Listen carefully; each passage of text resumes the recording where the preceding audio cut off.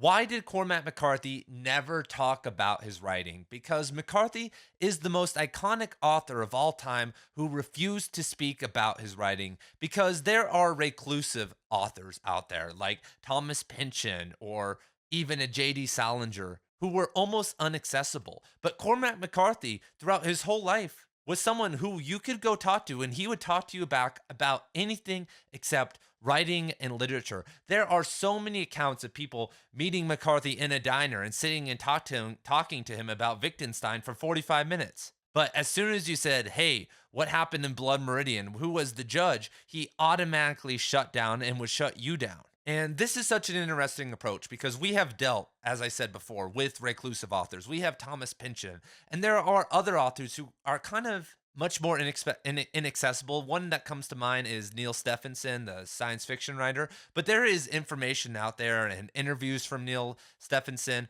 where he talks about, speaking of Neil, where he talks about his writing. It's not totally a mystery. He's just has kind of made the choice to not be in public eye as much, to focus on his writing throughout his entire career. But Cormac, since the 1960s, has refused to talk about his writing. There were times where he was being offered a ton of money when he was in poverty to talk about his works at universities, and he refused to do it. And so there are multiple different theories I've seen people talk about, but the main one I've never seen people talk about, which I think has maybe the best legs, is Cormac McCarthy had deep father trauma and embarrassment because McCarthy's first and least read work is The Orchard Keeper.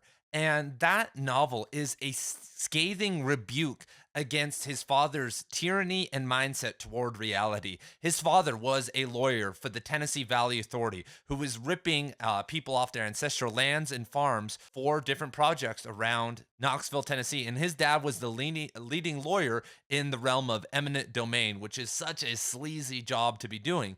And obviously, as we know now, Cormac had a ton of affinities with kind of the dejected and eccentric people around Knoxville who his father had literally ripped off their land. And I'm sure Cormac met people who had been victims of his father's tyranny. And Cormac, from an early age, rejected that. And from what I can tell, also rejected religion, which is a patriarchal structure, among many other things: school, university, religion, to seek out the more artistic side within his soul, those deep, sensitive parts that men need to find to constitute meaning and whatnot. Because from everything I've ever read, his mother was just a typical mother, but his father was very insistent on everyone being very successful. His brother, successful lawyer, all his sisters, successful in their careers, married into successful families. Cormac, on the other hand, was very aloof in school. I think he was the youngest, and all of his siblings had done very well in school. And as you guys know, if you had siblings who went to school with you and they did a really good job,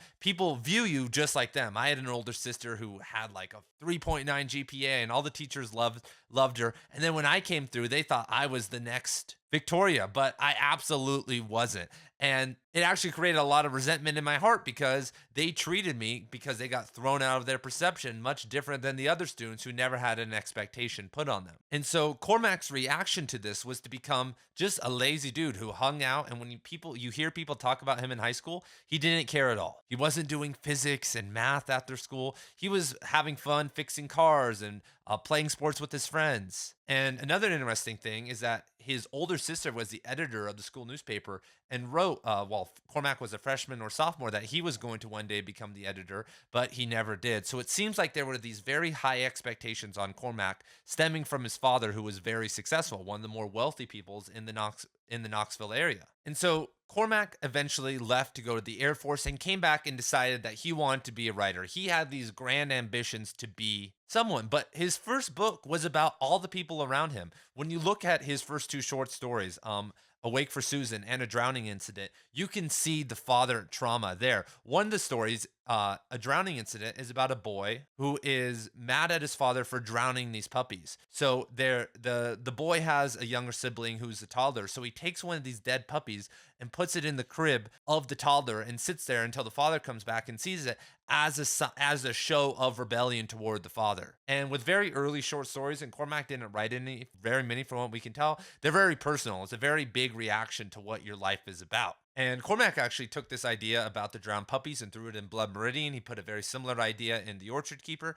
And Awake for Susan is also a critique of his father. And that was one of the main lead ins into The Orchard Keeper. And even crazier, if we want to go down the rabbit hole even further, Suttree was the first novel Cormac McCarthy started composing. Way before The Orchard Keeper, I think 2 years before he started The Orchard Keeper, he had started Suttree.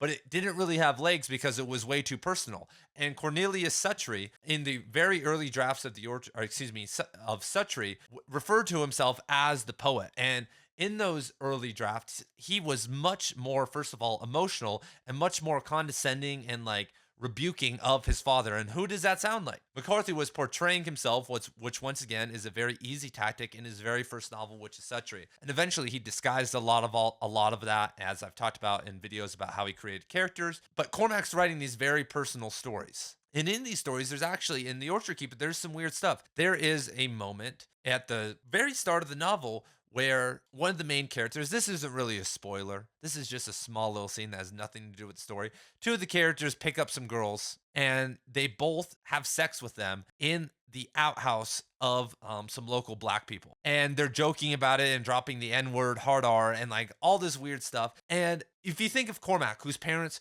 were very religious, very wealthy, and they're reading their son's wacky, fragmented, time jumping novel, and this is this is the first main narrative thing that makes sense, probably. And I don't know, maybe they thought it was funny, and I'm sure they didn't say anything, and it was just kind of like whatever.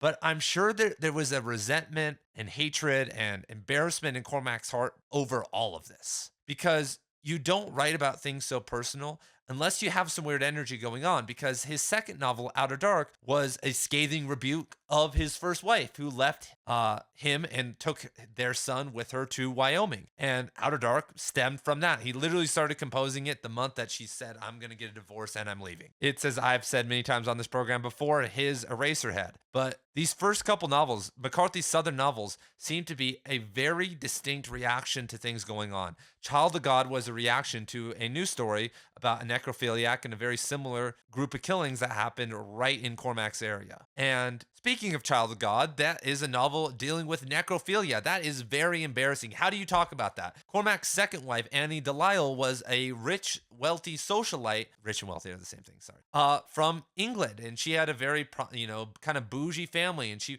was this socialite person who wanted to take Cormac out to all these big events in Knoxville and kind of being in those literary circles. And so when you're sitting there and you're like, hey, I'm a published author, what do you write about? Hey, my last novel was about a necrophiliac. This is the 1960s, everyone. This is a little bit more extreme.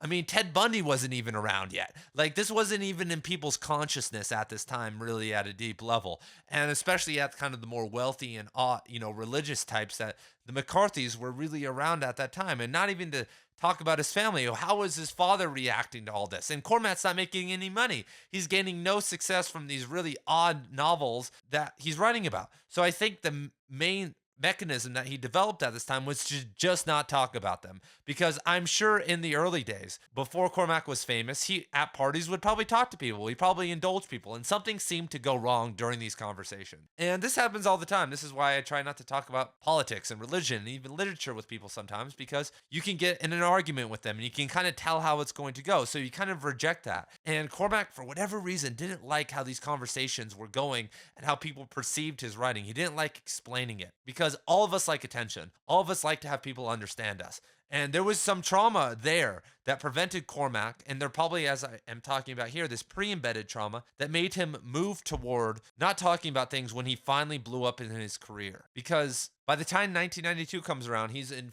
full-blown, I'm not going to talk about this anymore. And when we look at Whales and Men, which is his 1987 unfinished screenplay, he was actually very forward about his views on God, religion, language, things that we never would get again. Even in A Sunset Limited and some of the interviews and the Kukule problem, we never really get these deep dives on these very important topics, because Cormac didn't want to be noticed. And the other big shift that I think supports a lot of this is the McCarthyan Renaissance that happened when he left his second wife. Because as I've talked about before, he had a spiritual, a mental, sexual, and a scientific renaissance when he moved to Tucson and then El Paso in the mid 1970s. But one of the weird things that happened is he started to develop this weird scientific supremacy that we hear about all the times. He talks about one of the myths that McCarthy talks about is that he wasn't friends with other writers. He was friends with Guy Davenport, Edward Abbey, and a bunch of other writers that he had correspondences with. He was actually friends with writers in person too, but in interviews and stuff, he would just act like he wasn't for some reason. And it's because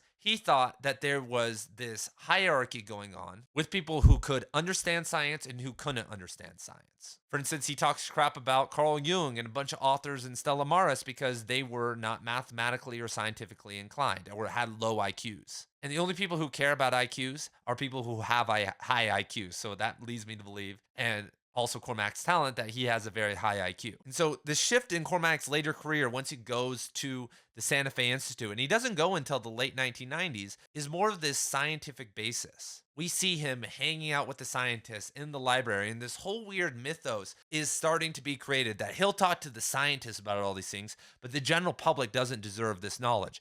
And at this point, it's all been armored. He's been shelled up. And I think stemming from this embarrassment. And that was his excuse later on. And I think this is finally fulfilled in The Passenger and Stella Maris because it's finally his embracing of this scientific individual who's publishing this masterpiece. You know, scientists don't write books or papers very often because it takes such a long time for them to come up with something innovative. And I think that kind of got to McCarthy. But why do you guys think McCarthy stayed silent throughout his entire career?